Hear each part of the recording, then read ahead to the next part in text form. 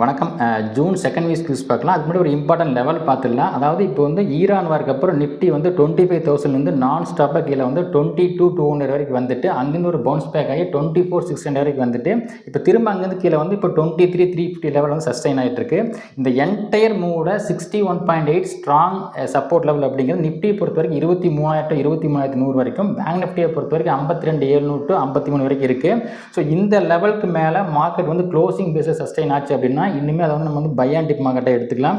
அதே மாதிரி இந்த லெவல்ஸ்க்கு கீழே வந்து மார்க்கெட் வந்து க்ளோசிங் பேஸில் வந்து சஸ்டைன் ஆச்சுன்னா நம்ம வந்து ஃபர்தர் செல் ஆஃபர்னு சொல்லி நம்ம எக்ஸ்பெக்ட் பண்ணலாம். அதே மாதிரி லாஸ்ட் வீக்கை பொறுத்த வரைக்கும் நிறைய பாசிட்டிவ் நியூஸ் இருந்தாலுமே இந்தியன் மார்க்கெட்ஸ் வந்து பார்த்தோம்னா எஃப்ஐஸோட நான் ஸ்டாப் 32,000 கோடி வீக்லி சரினால வந்து பார்த்தோம்னா மார்க்கெட் வந்து பாசிட்டிவ் சைடில் ரியாக்ட் பண்ணலை. அதே மாதிரி ஃபியூச்சர் மார்க்கெட்டில் எஃப்ஐஸ் வந்து ஜான்வரி மந்த்துக்கு அப்புறம் 92% ஷார்ட்ஸோட வந்து அப்கமிங் வீக்குள்ளே வர்றாங்க. இதுக்கு என்ன ரீசன் பார்த்தோம்னா கோவிட் டைமில் இந்தியாவில் ஹெவியாக இன்வெஸ்ட்மெண்ட் பண்ண ஜிக்யூஜி பார்ட்னர் எஃப்ஐ வந்து இந்தியாவில் ப்ராஃபிட்ஸை புக் பண்ணிட்டு இருக்காங்க. அவங்க சீக்கிரமே அவங்களுடைய ப்ராஃபிட் புக்கிங் முடிச்சிருவாங்கன்னு சொல்லி நியூஸ் போயிருக்கு. இதோட கிளாரிட்டி வந்து அப்கமிங் டேஸ் நமக்கு வந்து கிளியராக தெரியும். அதே மாதிரி லாஸ்ட் ஃப்ரைடே வந்து ஆர்பிஐயோட மானிட்டரி பாலிசியில் ருபியை ஸ்டெபிலைஸ் பண்ணுறதுக்கு நிறைய ஸ்டெப்ஸ் அனௌன்ஸ் பண்ணியிருக்காங்க. அது மட்டும் இல்லாமல் கவர்மெண்ட்னு பார்த்தோம்னா எஃப்ஐஸ் வந்து கவர்மெண்ட் பாண்ட்ஸில் வந்து இன்வெஸ்ட்மெண்ட் பண்ணுற அமௌண்ட்டுக்கு வந்து ஒரு டேக்ஸ் பெனிஃபிட் கொடுத்துருக்காங்க. ஸோ இதனால் வந்து பார்த்தோம்னா நமக்கு வந்து 6 லட்சம் கோடி அளவுக்கு வந்து எஃப்ஐ இன்ஃப்ளோ வரும்னு சொல்லி எக்ஸ்பெக்ட் பண்ணுறாங்க.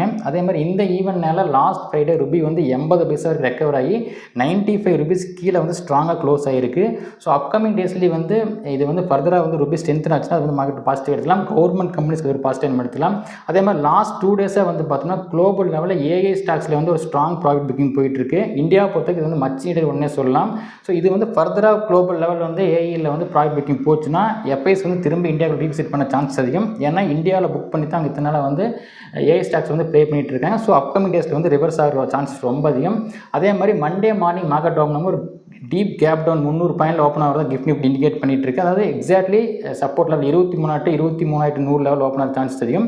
இன்கேஸ் ஓப்பன் ஆனதுக்கப்புறம் வந்து இப்போ ருபி ஸ்டெபிலைஸ் ஆகுது. அதே மாதிரி ஐடி ஸ்டாக்ஸில் ஒரு ரீபவுண்ட் இருந்துச்சுன்னா நம்ம வந்து 23,000 லெவலில் வந்து ஸ்ட்ராங் ஒரு ஸ்டாப் லாஸை வச்சு க்ளோசிங் பேஸில் நம்ம வந்து லாங் ட்ரேட் ட்ரை பண்ணி பார்க்கலாம். அதே மாதிரி இப்போ ஈரான் யூஎஸ் பேச்சுவார்த்தையில் நிறைய நெகட்டிவ் நியூஸ் வந்துட்டு இருந்தாலுமே பேக் டோரில் நடக்கிற ஒரு பேச்சுவார்த்தையில் ஒரு நல்ல இம்ப்ரூவ்மெண்ட்ஸ் இருக்கிறதா சொல்கிறாங்க. இன்கேஸ் பாசிட்டிவ் இம்ப்ரூவ்மெண்ட்ஸ் வரும் பட்சத்தில் க்ரூட் ஆயில் கிராஷ் ஆகி எஃப்ஐஸ் வந்து இந்தியாவில் வந்து அக்ரெசிவ் ஷார்ட் கவரிங் பண்ணுற வாய்ப்பு அதிகம்.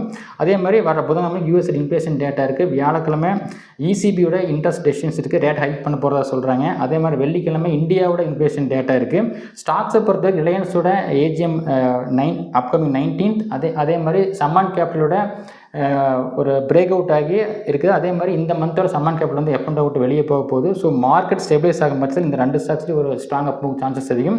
அதே மாதிரி உங்களுடைய பர்சனல் ஸ்டடிக்கு ட்ரேடிங் இன்வெஸ்ட்மெண்ட்